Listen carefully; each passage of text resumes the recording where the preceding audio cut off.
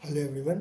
तो आज next anchors के मेंटरिंग सेशन का आज है डे 3 और हम लोग डे 1 डे 2 में एटॉमिक स्ट्रक्चर पे स्टार्ट कर चुके थे। आप चाहे तो डिस्क्रिप्शन आप जाके इसका जो पिछले वीडियो है आप वहाँ से आप कवर कर सकते हो। तो वैसे एटॉमिक स्ट्रक्चर को हम लोग आगे प्रोसीड करेंगे। बहुत धुआंधार तरीके से चैप्टर चल रहा है।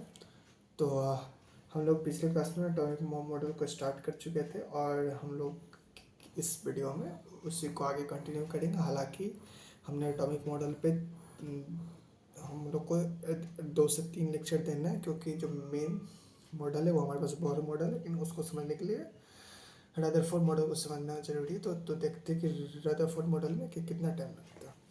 चलिए तो हम लोग उस पर आते हैं। तो हालांकि अब हम यहाँ से कुछ कुछ कहानियाँ सुनाने जाएंगे। उस कहानी को बस चुपचाप सुनते जाना। थ्योरी मैं शो कर दूंगा, थ्योरी को बस मैं डिक्टेट मैं कर दूंगा, बिकॉज उससे ज़्यादा कुछ आता नहीं। बस मैं कहानी जो सुनाने जा रहा हूँ उसको शांति से सुनते चलिए। तो जो हमारे पास ये भाई साहब थे, वो उन्होंने क्या किया कि एक मेटल लिया, उसमें मेटल में क्या लिया, गोल्ड लिया। फिर उस गोल्ड मेटल को बहुत पतला पतला थिन शीट में कन्वर्ट किया, बिकॉज एक एटम का प्रॉपर्टी होता है वो मेलेबिलिटी शो करता है। तो वो जो गोल्ड का फॉयल एकदम उन्होंने कर दिया थिन।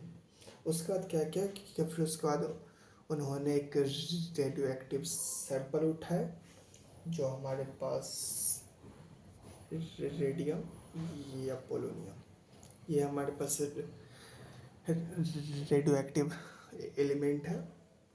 ये जो रेडियो एक्टिव एलिमेंट क्या होता है, जो अपने अंदर से कुछ कुछ रे को डीके करते रहते हैं, रे को बाहर निकालते रहते हैं। तो ये जो हमारे पास है, अब ये हमारे पास अल्फ़ा पार्टिकल को बाहर निकालते हैं। अल्फ़ा पार्टिकल कुछ नहीं होता, हमारे पास हीलियम का न्यूक्लियस होता है 2He4। तो ये हमारे पास अल्फ़ा पार्टिकल वहाँ से निकला। तो इन्होंने एक सेटअप बनाया। सेटअप क्या बनाया वो सेटअप मैं दिखाता हूँ। तो इनका जो सेटअप था कुछ ऐसे था कि यहाँ से जो अल्फ़ा पार्टिकल है वो रेडियो एक्टिव सब्सटेंस से निकलेगा, और ये यहाँ पे हमारे पास जिंक फॉयल बहुत हमारे पास पतला था, और यहाँ से पास करके एक फोटोग्राफिक प्लेट है, वहाँ पर जाकर टकराएगा। जो फोटोग्राफिक प्लेट है उसका जो इनर पार्ट इन्होंने क्या किया था कि जिंक सल्फाइड से कोट कर दिया था। तो इसीलिए इसको हम लोग ZNS स्क्रीन में हम लोग कहते हैं।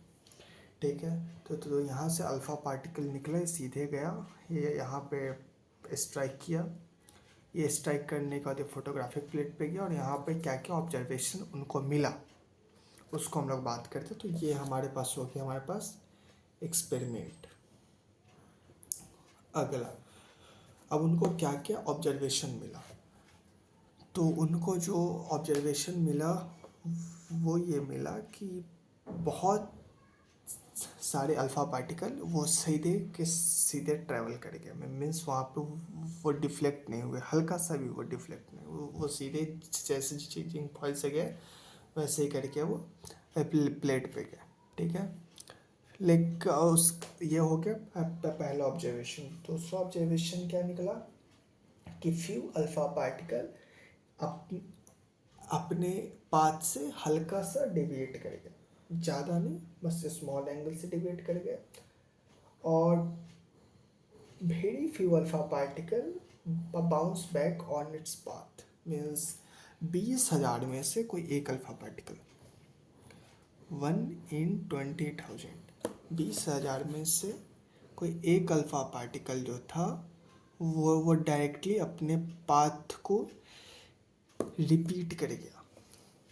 ये हमारे पास ऑब्जर्वेशन है। तो पहला ऑब्जर्वेशन हमारे पास क्या है कि most of the alpha particle pass without any deviation.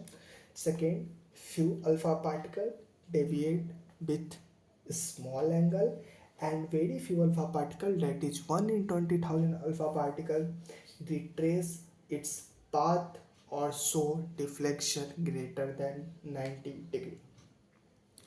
ये हम तीनों के तीनों क्या हो गया, ऑब्जर्वेशन मैं ऑब्जर्वेशन शो कर दूंगा आपको कैसे नोट्स बनाना है। अब बस कहानी सुनते चलो। इसके बाद एक्सपेरिमेंट हो गया, ऑब्जर्वेशन हो गया। अब यहाँ से कुछ कुछ आता है रिजल्ट। जो पहला रिजल्ट क्या है कि एटम जो है हमारे पास, नेक्स्ट टॉपिक इज रिजल्ट। तो यहाँ से क्या निकला रिजल्ट कि एटम हमारे पास स्फेरिकल शेप का है और उसका साइज 10⁻⁻10 मीटर का। हम लोग कह सकते हैं जो एटम का साइज होता है वो हमारे पास एंगस्ट्रॉम ऑर्डर का होता है। ठीक है। अगला अगला यहाँ पे है कि whole mass is concentrated in centre called nucleus and having size of the order 10⁻⁻15 metre. Means हमारे पास जो हमारे पूरा का पूरा जो मास है एटम का वह उसके सेंटर पे कंसंट्रेटेड होता है एक जगह पे। उस जगह को हम लोग कहते हैं न्यूक्लियस, और न्यूक्लियस का जो साइज होता है वो 10⁻⁻15 मीटर का होता है, या फिर हम लोग कह सकते हैं कि फर्मी ऑर्डर का होता है।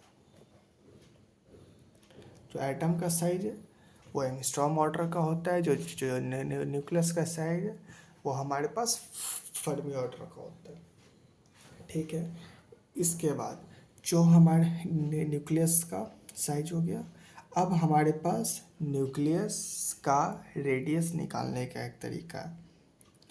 न्यूक्लियस का जो रेडियस का फॉर्मूला होता है R=R0a⁻3।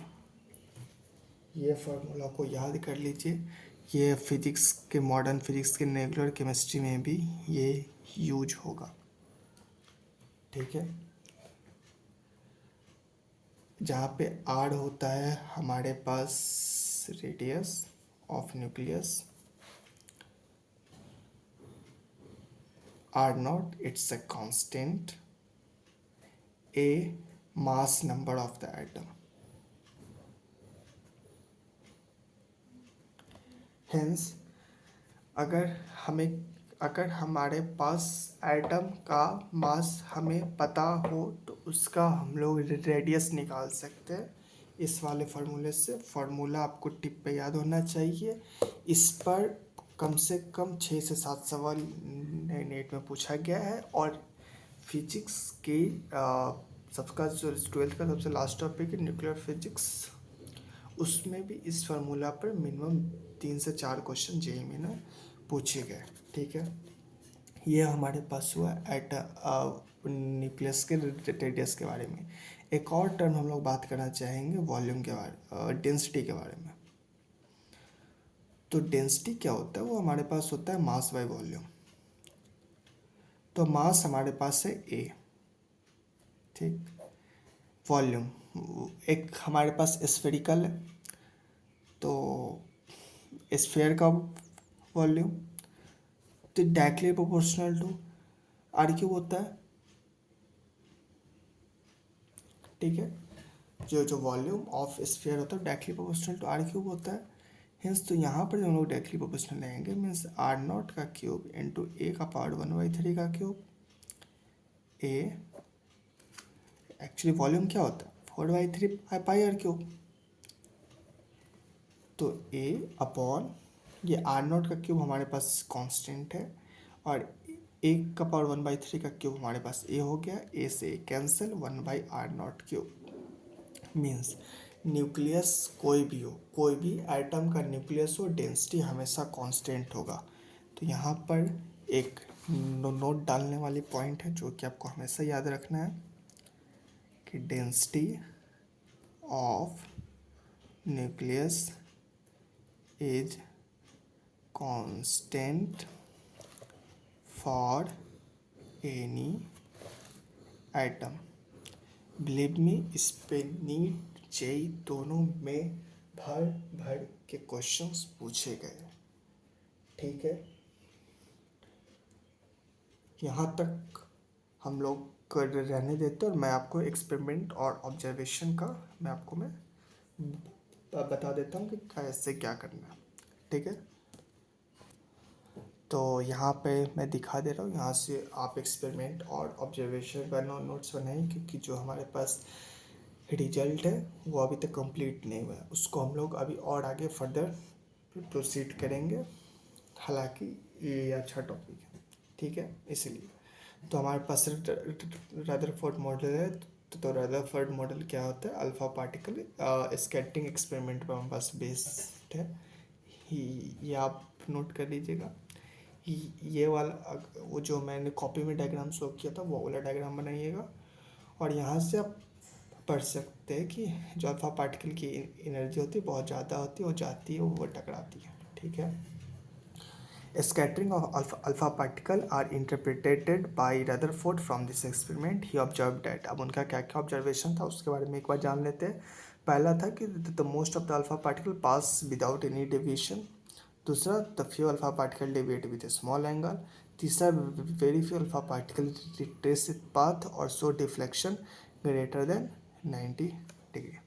ठीक है, आप यहाँ तक आप चाहो तो स्क्रीनशॉट ले लो, बस इतना को करना है नोट। आपको अगर कहानी समझ में आए तो बढ़िया, इस कहानी को हम लोग कल और आगे कंटिन्यू करेंगे। ठीक है, आप हमारे साथ यहाँ तक आए इसके लिए आपको बहुत बड़ा वाला थैंक यू। चलिए आप यहाँ तक कर लेना आप रिवाइज, इसके आगे हम लोग अगले क्लास में मिलते हैं। ठीक है, बाय।